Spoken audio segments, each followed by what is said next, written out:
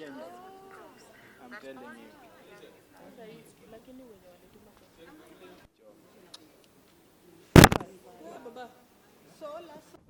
As everybody is aware, a senator and a member of parliament for Nyeri invaded the premises of our plant, the distributor, and took possession of brands of alcohol that was supposed to be in the market. We specifically went yesterday and inspected the facility at Mavoko, which is an alcohol factory, manufacturing factory, where the owners have invested more than 30 billion shillings to make the factory. Kebs certificates were there.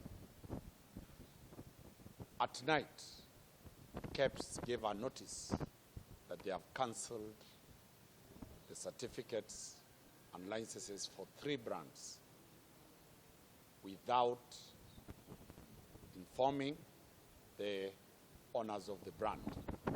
The reasons Kebs has given for cancelling those licenses is that there is a general complaint.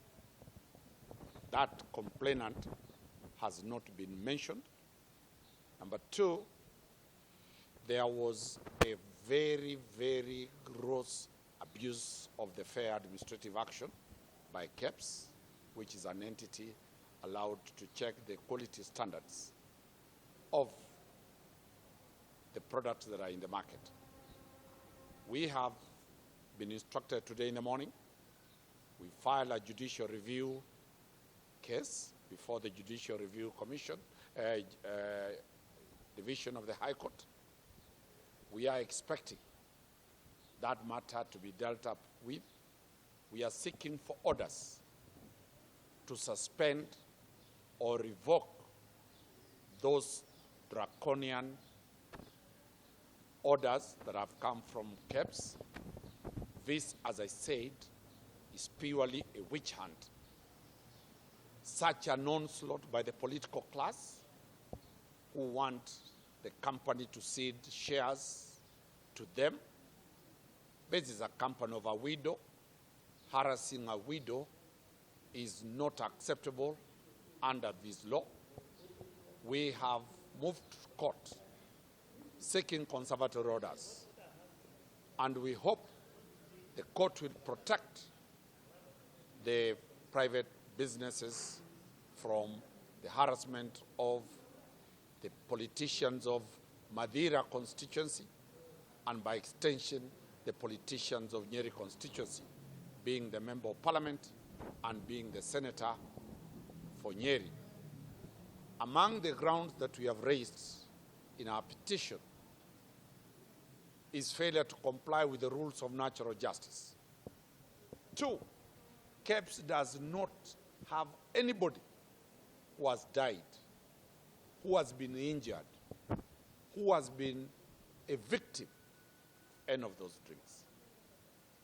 2, Kebs operates with the laboratories.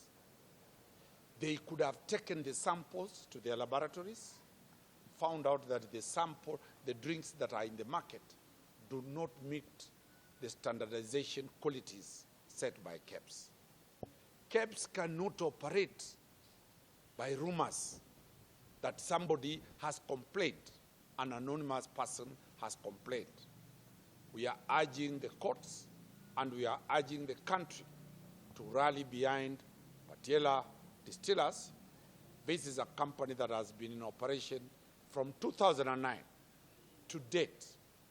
This is a company, as I indicated, that pays every year over 1.4 billion shillings in form of taxes. This is a company that has employed over 300 permanent employees and over 10,000 indirect employment accruing from this. So we are putting them to notice. We have sued the Minister for Interior because of the failure to ensure that the products were not destroyed.